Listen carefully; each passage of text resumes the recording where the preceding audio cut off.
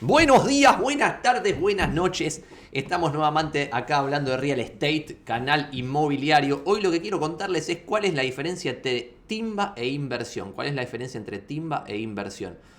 Muchas veces me llegan historias que me dan escalofríos de personas que venden una propiedad en Buenos Aires porque en teoría les da una mala renta y esa guita de propiedad vendida la ponen en un plazo fijo en pesos, cosa que me da miedo, me agarro la cabeza porque no lo puedo creer, es una cosa que me parece absolutamente delirante y creo que pasa por no saber interpretar la diferencia entre timba e inversión. No sé si han escuchado, pero muchas veces en Buenos Aires se suele referir como, sí, la bolsa es timba, bla, bla, bla, y como que los ladrillos son seguros, son una inversión, y quizás algunas cosas financieras no se entiende bien si tienen probabilidad alta de que nos den guita, cuál es la probabilidad de ganar guita, de perder guita, etcétera, etcétera. Les voy a compartir pantalla para mostrarles una mini presentación que armé para hablar de este tema. Primero, me voy a mover un poquito la cara. ¿Cuál es la diferencia entre timba e inversión? Creo que una buena definición que, no sé si se me ocurrió a mí o se la robé a alguien, es diferenciar entre cosas que tienen esperanza matemática negativa y cosas que tienen esperanza matemática positiva. No es necesario que sepan las definiciones matemáticas, pero sí les digo que lo que yo defino como timba es algo en lo cual, si ustedes invierten o ponen plata muchas veces seguidas, van a perder plata. Y una inversión, que tiene esperanza matemática negativa, es un juego en el cual, si ustedes ponen plata muchas veces, van a ganar plata. Y acá la parte clave de la oración es muchas veces. Obviamente un año, timbiando en el casino, en el blackjack o a los caballos, pueden ganar guita.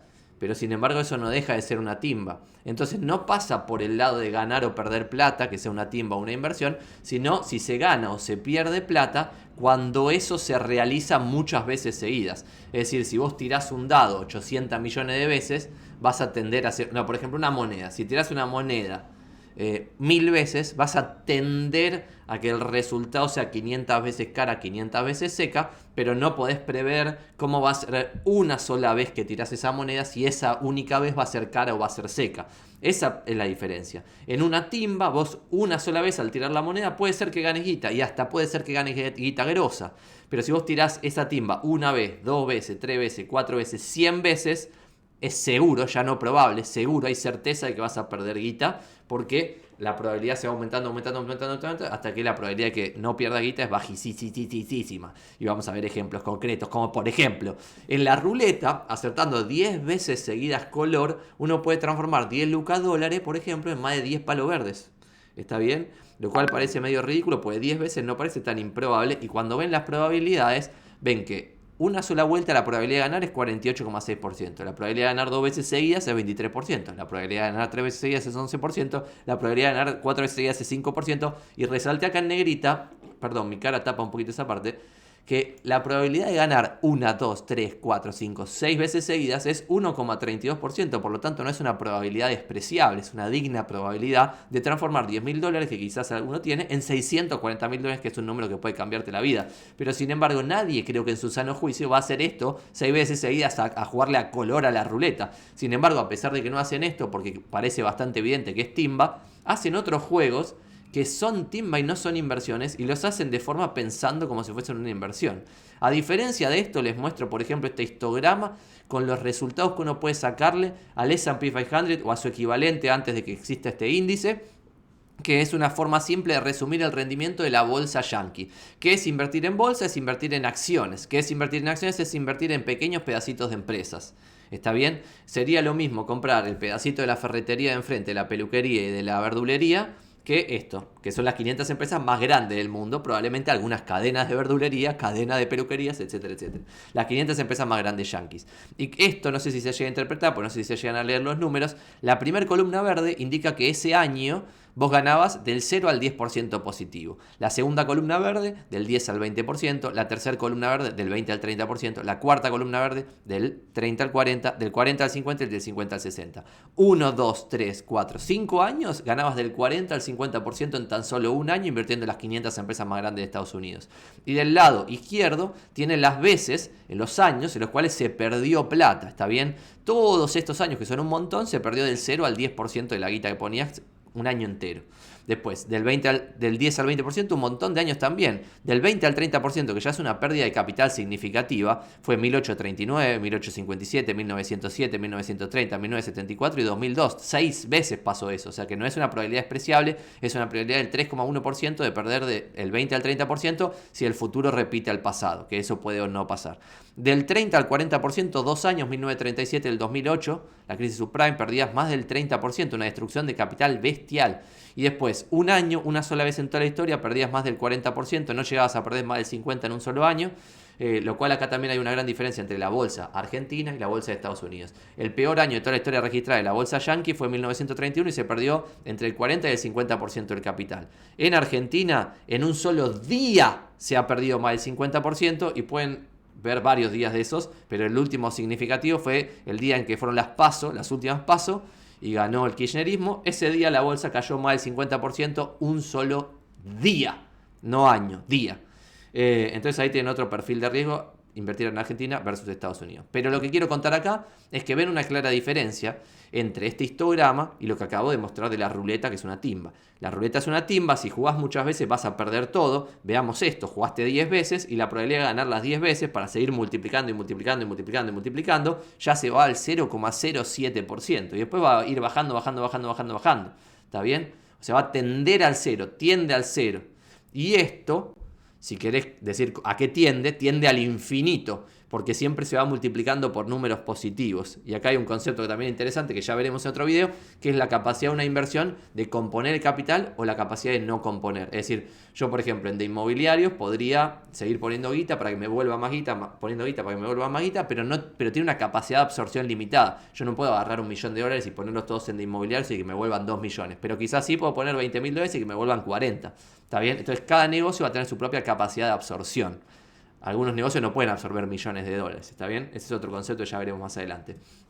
Resumen, y acá entra, como ven en la parte izquierda de timbas de esperanza matemática negativa, quiere decir que si juegan muchas veces a eso van a perder toda la guita. Hay cosas que no son tan intuitivas, como por ejemplo un plazo fijo en pesos. Un plazo fijo en pesos es una timba, no es una inversión. A largo plazo van a perder toda la plata. Yo acá tengo un cuadro, a ver si llego a sacarlo. Un segundo, espérenme, no se me aburran. El tiempo es tirano en YouTube, ya lo sé, pero vamos a ver este cuadrito que me lleva 2 segundos mostrárselo. Mandé a hacer este cuadro que está buenísimo, que tiene acá, por ejemplo, pueden verlo, billetes de $1.000.000. ¿Ven? Es un cuadro con 10 millones de pesos para ilustrar el delirio místico. Vamos a agrandar esto, perdón, y después volvemos a... Pero esta ilustración es muy importante para dimensionar el nivel de timba que es hacer un plazo fijo en pesos. Como ven acá hay un billete, por ejemplo, de Zimbabue de $5 billion, pero lo que quiero ilustrar acá es esto, 10 millones de pesos. O sea, la República Argentina ha llegado a emitir billetes con 6 ceros, un solo billete con 6 ceros. También tengo acá un billete de 500.000 australes para dimensionar de que no pasó una sola vez, sino que pasó sucesivas veces. La moneda en este país ha perdido una guasada de ceros. Por lo tanto, la moneda nacional en Argentina tiende a valer cero. Tiende a valer cero. Por lo tanto, si les pagan 50% de tasa anual en pesos, 80% anual en pesos, lo que fuese el porcentaje en pesos, si juegan muchas veces ese juego van a perder toda la plata. Porque tarde o temprano va a haber una devaluación devastadora que les va a aniquilar todo el ahorro. Eso es, hay que estar muy muy preocupado por eso, ¿está bien? Segundo ejemplo, apuestas deportivas. Y como ven estoy mezclando cosas que la gente considera que es timba evidentemente y cosas que la gente no considera evidentemente que es timba, como por ejemplo monedas, divisas y forex. No solo el peso argentino pierde valor, hasta las monedas que más defienden valor, como por ejemplo el dólar americano, cuando uno compra dólar y mantiene dólares, compra dólar y mantiene dólares, compra dólar y mantiene dólares, si juega ese juego muchas veces va a perder toda la plata, porque también hay 3, 4, 2% de inflación anual en dólares, y cuando pasan un montón de años termina valiendo cero la plata. O sea, tiende a cero, no vale absolutamente cero. Y eso lo pueden ver en cualquier película del 1800 o 1900, donde por medio centavo te comprabas algo interesante. Cuarto ejemplo, casinos. Quinto ejemplo, derivados financieros, opciones o futuros. Es un juego de suma cero. Es decir, si gana Pepito, Menganito pierde. Y si Pepito juega 800 veces al mismo juego, tarde o temprano va a perder guita. Es una timba, no es un juego de esperanza matemática positiva. Al igual que bingos, loterías, etc. Y del otro lado, si tenés inversiones verdaderas, que cada una tiene su propio mérito y ya hablaremos en algún video específicamente de acciones, que comprar acciones, como dice ahí, es empresas. Y dentro de esa categoría entra comprar una ferretería entera, el 100% del paquete accionario de una ferretería, ser dueño de una ferretería, ser dueño de una micropyme, de un microemprendimiento o lo que fuese, o comprar acciones de Kraft Heinz, que es una empresa del S&P 500, de las 500 empresas más grandes de Estados Unidos. Cualquiera de esas opciones entra dentro de acciones / empresas. Después bienes raíces o inmuebles, bonos o deuda, y dentro de bonos o deuda, como ven hay una partecita abajo que puse acá, fondo de inversión, ETF, CDRs y crowdfunding. Para separarlos ya lo voy a hablar un poquito, pero las categorías vendrían a ser estas, y activos que no generan renta como monedas, arte y commodities. Un commodity es una materia prima, y dentro de esas materias primas podrían ser metales como el oro, plata, platino, bla bla bla, granos, carne, energías, petróleo, gas. Y acá hay ciertas particularidades. A pesar de que no generan renta esos activos, son una inversión, porque cuando ves la evolución del oro, si vos compraste oro, tuviste un retorno positivo, por arriba del cero. ¿Es una inversión buena? Para mí es pésima. Todo lo que está en la cuarta categoría y en la tercera inclusive de bonos o deuda, para mí me parecen inversiones pésimas, paupérrimas, con rendimiento deprimentes, pero que puede ser interesante para algún momento de la vida de las personas cuando necesitan mucha precaución y no pueden asumir ningún riesgo. Pero lo que yo haría es armar carteras de inversión focalizadas en acciones, empresas y bienes raíces inmuebles. Después, más abajo acá ven que, por ejemplo, yo pongo fondos de inversión, ETFs, CDRs, crowdfunding. ¿Por qué? Porque son como cosas secundarias que representan a lo mismo que está arriba. Por ejemplo, un fondo de inversión puede ser un fondo de inversión de acciones, y es lo mismo comprar acciones, o un fondo de inversión de bonos, y es lo mismo comprar deuda, que está acá arriba. Un ETF, por definición, es un fondo, pero que cotiza en bolsa. Es un Exchange Traded Fund. Lo pueden comprar haciendo un solo clic en su broker, es súper fácil, pero este ETF es como si fuese un fondo. Y es como si fuese un fondo que invierte en acciones, o en bonos, o en acciones y bonos, o lo que fuese. O sea que siempre va a invertir en lo que está acá arriba, en esas 4 categorías. Y después crowdfunding, puede ser crowdfunding inmobiliario, crowdfunding para bancar a una empresa. Cualquiera que sea el crowdfunding también va a estar compuesto por las opciones que están acá arriba, que son estas 4, ¿está bien? Entonces estos son como derivados que terminan siendo siempre estas 4 de acá arriba.